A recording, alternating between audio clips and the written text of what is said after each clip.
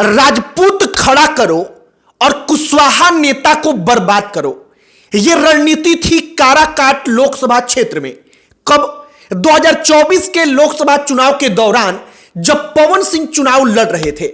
आप एक बात गौर करिए, कुछ भी आगे बातचीत करने से पहले, कि पवन सिंह बक्सर से भी चुनाव लड़ सकते थे, लेकिन वो चुनाव नहीं लड़ते हैं। क्यों?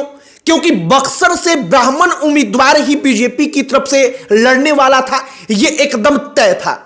आरा से भी चुनाव लड़ सकते थे, आरा ही उनका क्षेत्र है, लेकिन वो चुनाव क्यों नहीं लड़े? क्योंकि आरा से जो आरके सिंह है वो राजपूत थे, उनको चुनाव लड़ना था।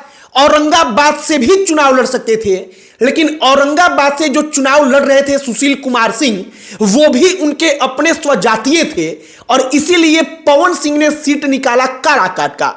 उपेंद्र कुशवाहा चुनाव के दौरान और चुनाव के बाद हमेशा से कहते रहे हैं कि पवन सिंह फैक्टर था या पवन सिंह को फैक्टर बना दिया गया, ये समझने वाले जानते हैं।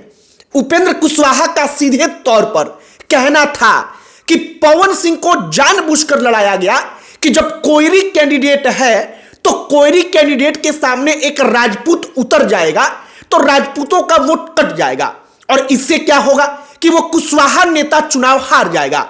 अब आरके सिंह ने एक और बड़ा बम फोड़ा है। वो कहते हैं कि काराकाट में वाकई में पैसा देकर पवन को लड़ाया गया और बीजेपी ने ही लड़ाया, बीजेपी के नेताओं ने ही पैसा दिया। और आरके सिंह कहते हैं कि इसका परिणाम क्या हुआ कि काराकाट में राजपूत पवन सिंह के लिए इकट्ठा हो गए।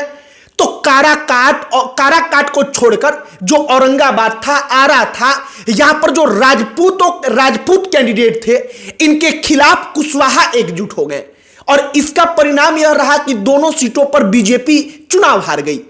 हमने सब कुछ देखा, सब कुछ समझा, तो हमने सोचा कि वाकई में जरा इस पर बात किया जाए कि कैसे पवन सिंह चुनाव लड़ रहे थे।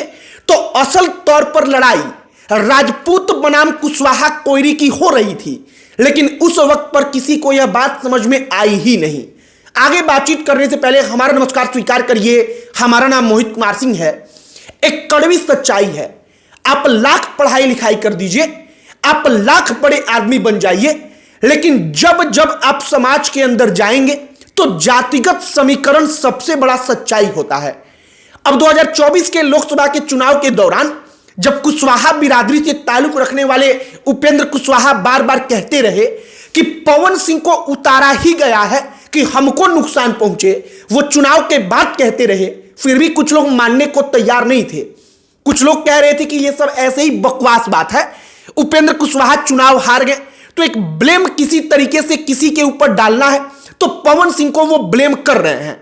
लेकिन यहां पर सवाल तब और अधिक गहरा जाता है जब पवन सिंह के स्वजातीय, मतलब कि राजपूत ही है आरके सिंह, जो चुनाव हार गए आरा से, वो कहते हैं कि पवन सिंह को पैसा देकर चुनाव लड़ाया गया, और ऐसा इसलिए हुआ क्योंकि काराकाट से उपेंद्र कुशवाहा तो हारेंगे ही, लेकिन जब उपेंद्र कुशवाहा के विरोध में राजपूत वहां पर एकजुट होंगे तो बगल के क्षेत्रों में जो कुशवाहा है वो कहेगा कि हम राजपूत को वोट क्यों दें, और वो उनके खिलाफ एकजुट हो जाएगा। जो आरके सिंह है वो कहते हैं कि एग्जैक्ट यही हुआ जमीन पर, और हम चुनाव हार गए।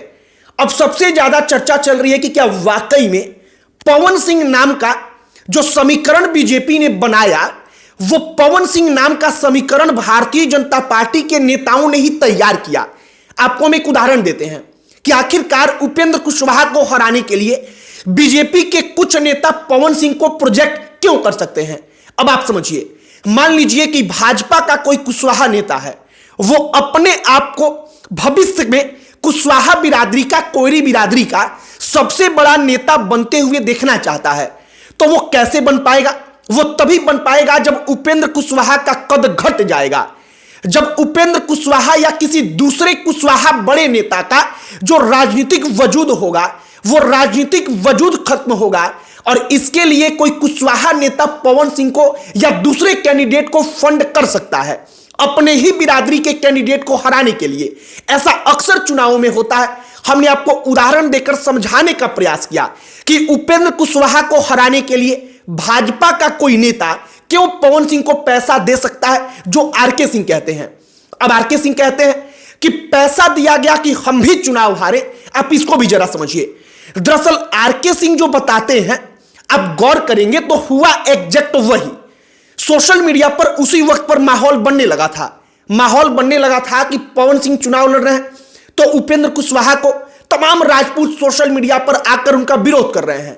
तो माहौल ये बना कि औरंगाबाद आ रहा, यहां पर जो कुशवाहा कोयरी है उन्होंने देखा कि भाई जब हमारा नेता है वहां पर तो राजपूत पार्टी देखकर, एनडीए देखकर कुशवाहा को वोट नहीं दे रहे, बल्कि वो राजपूत देख रहे हैं पवन सिंह में, तो हम भी राजपूत को वोट क्यों देंगे, हम भी राजपूत को वोट नहीं देंगे।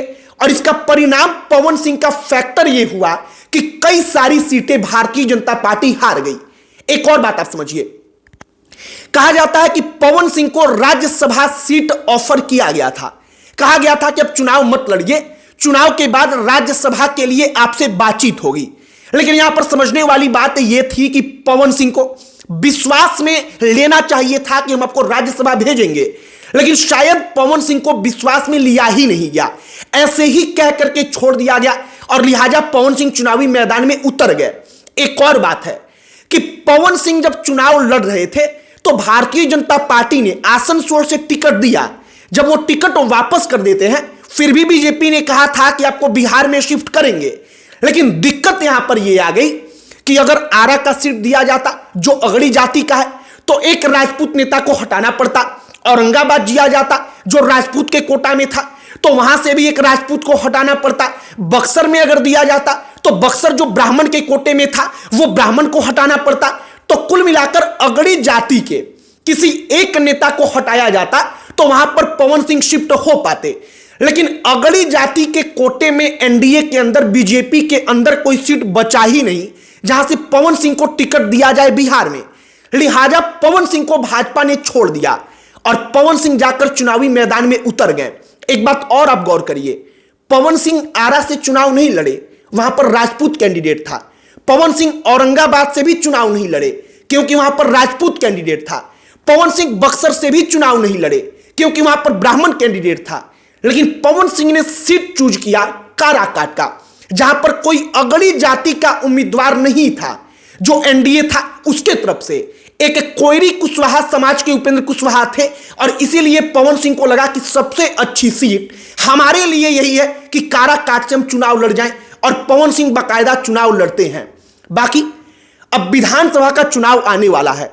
जब पवन सिंह के चुनाव लड़ने को लेकर आरके सिंह ने भंडा फोड़ा है, उन्होंने एक एक धागा खोला है, भेद खोला है, तो अब चर्चा हो रही है कि विधानसभा के चुनाव में अगर पवन सिंह को टिकट मिला तो कुशवाहा कोयरी बिरादरी के वोटर भी और कुशवाहा कोयरी बिरादरी के नेता भी हो ना हो भारतीय जनता पार्टी की खिलाफत कर दें। और इसकी चर्चा जमकर हो रही है। और कोयरी कुशवाहा को तो छोड़ दीजिए, आरके सिंह राजपूत हैं, इसके बावजूद वो कह रहे हैं कि अगर पवन सिंह को टिकट मिल गया तो ये आरके सिंह उसकी खिलाफत करेगा, उस पवन सिंह के खिलाफ आरके सिंह प्रचार करेगा, आरके सिंह उसको चुनाव हरवाएगा।